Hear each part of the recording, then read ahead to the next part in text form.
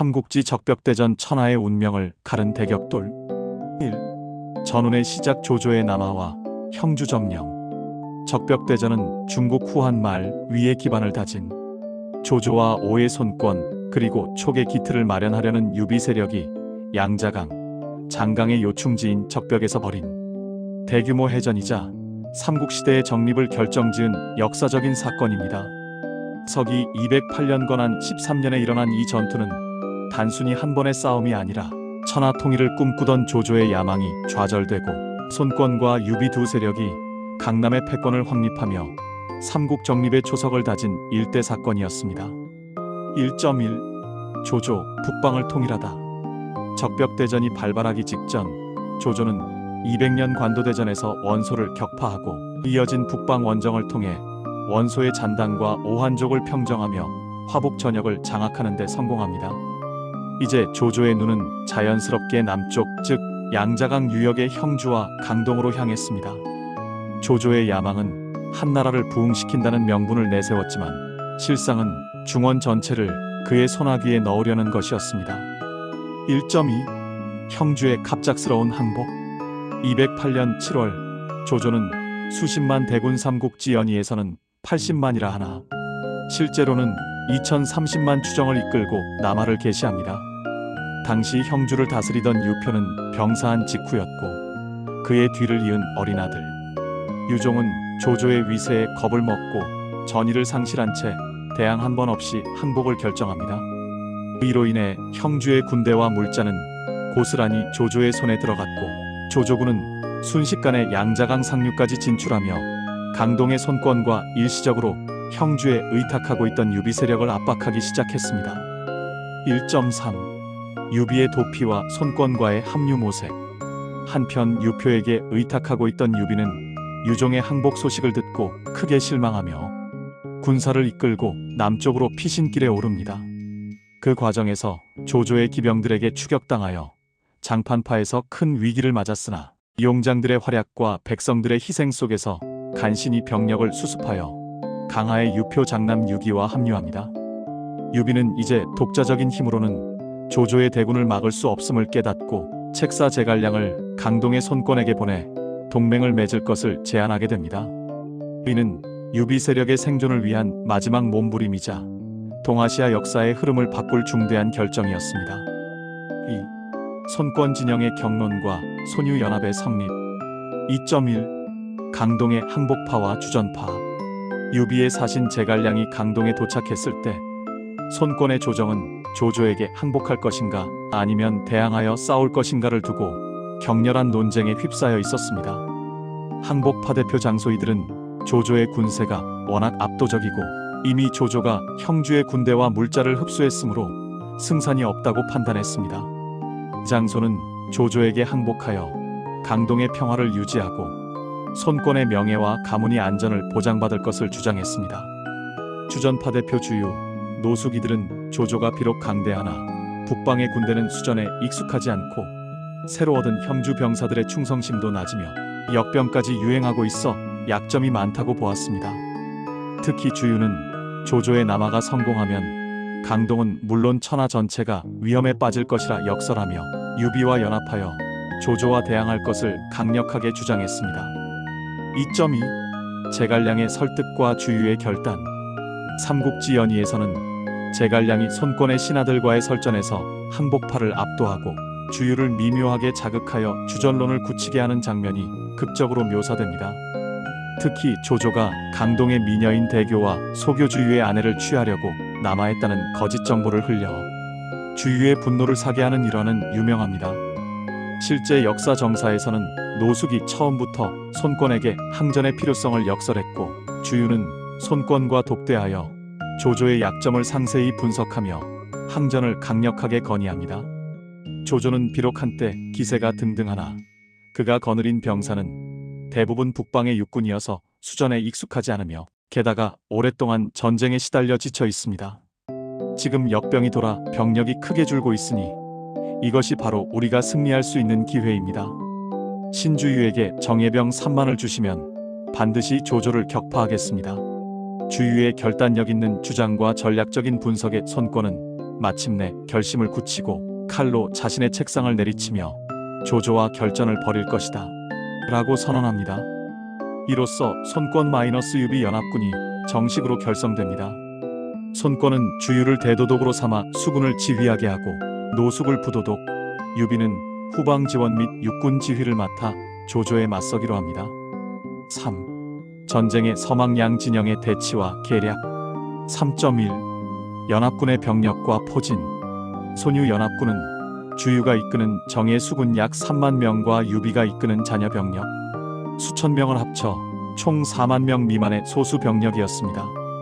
이에 비해 조조군은 수십만에 달하는 대군이었으므로 연합군은 정면 대결로는 승산이 없었고 오직 전략적인 우위와 기습에 의존해야 했습니다. 연합군은 양자강 남한의 적벽에 진영을 구축했고 조조군은 북한의 대규모 함대를 정박시키며 서로 대치합니다. 3.2. 조조군의 약점과 주유의 전술.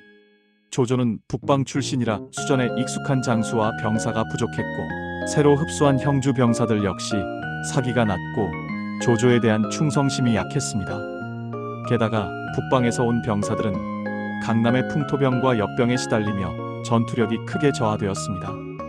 가장 치명적인 약점은 조조가 수전을 익숙하게 치르기 위해 배들을 쇠사슬로 연결하여 거대한 수상 진영을 만든 것이었습니다.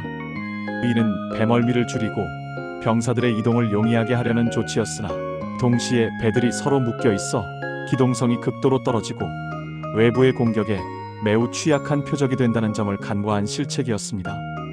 주유는 이러한 조조군의 약점을 정확히 파악하고 오직 화공만이 이 거대한 적을 무너뜨릴 유일한 수단임을 간파합니다. 3.3. 방통의 연환계와 황계의 고육계. 삼국지 연의에서는 이 시기에 조조군 진영에 들어가 배들을 쇠사슬로 엮도록 조언하는 방통의 연환계와 주유가 노장 황계를 심하게 매질한 후 그가 조조에게 거짓으로 투항하는 것처럼 꾸미는 고육계가 등장합니다.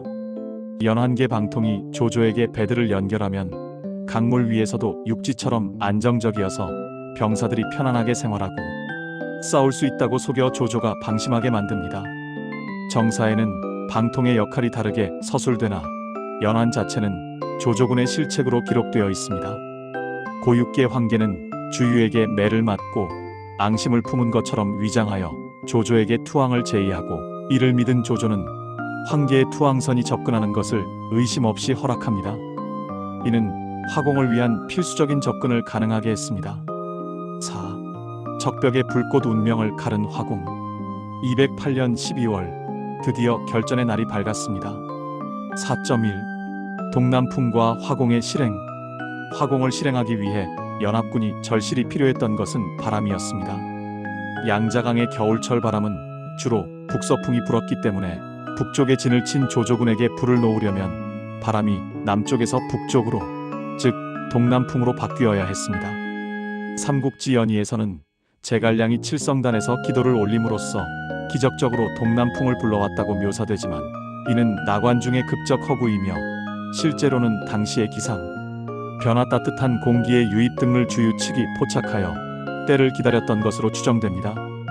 바람이 바뀌자 황계는 거짓 투항의 명목으로 장작과 기름을 가득 실은 10여 척의 쾌속선을 이끌고 조조의 함대를 향해 나아갑니다. 4.2. 불꽃의 재앙과 조조의 패퇴. 조조군은 황계가 투항하러 오는 줄 알고 방심했고 배들이 가까이 접근하자 황계는 미리 준비한 인화 물질에 불을 붙입니다. 바람을 타고 맹렬하게 타오르는 화선들은 쇠사슬로 묶여 움직일 수 없었던 조조의 거대한 함대에 그대로 돌진합니다. 순식간에 불은 배에서 배로, 진영 전체로 옮겨 붙었습니다. 조조의 함대는 거대한 불덩이가 되어 양자강을 뒤덮었고 북방 병사들은 익숙하지 않은 물 위에서 사방에서 밀려오는 불길의 아비규환을 이루었습니다. 화공으로 인해 조조군의 전력은 거의 괴멸되었고 이 혼란을 틈타 주유가 이끄는 연합군의 정예, 수군이 조조의 잔여 함대와 육상 병력에 맹렬한 공격을 가합니다. 조조는 대패를 인정하고 남아있는 병력을 수습하여 북쪽으로 퇴각할 수밖에 없었습니다. 퇴각하는 과정에서 연합군의 추격과 역병, 굶주림 등으로 인해 조조군은 막대한 피해를 입었습니다. 5. 승리의 여파와 삼국시대의 정립. 5.1 화용도와 조조의 생환. 삼국지 연의에서는 조조가 퇴각하는 길목인 화용도에서 유비의 의형제인 관우와 마주치는 극적인 장면이 나옵니다. 관우는 과거 조조에게 받은 은혜를 잊지 못하여 조조를 놓아주고 조조는 간신히 생환합니다. 이는 관우의 의리라는 주제를 강조한 창작적 요소가 강한 부분입니다. 정사에서는 조조가 화용도 늪지대의 험난한 지형을 통과하며 많은 고초를 겪었다는 기록이 있으나 관우가 등장하여 조조를 놓아주었다는 기록은 없습니다.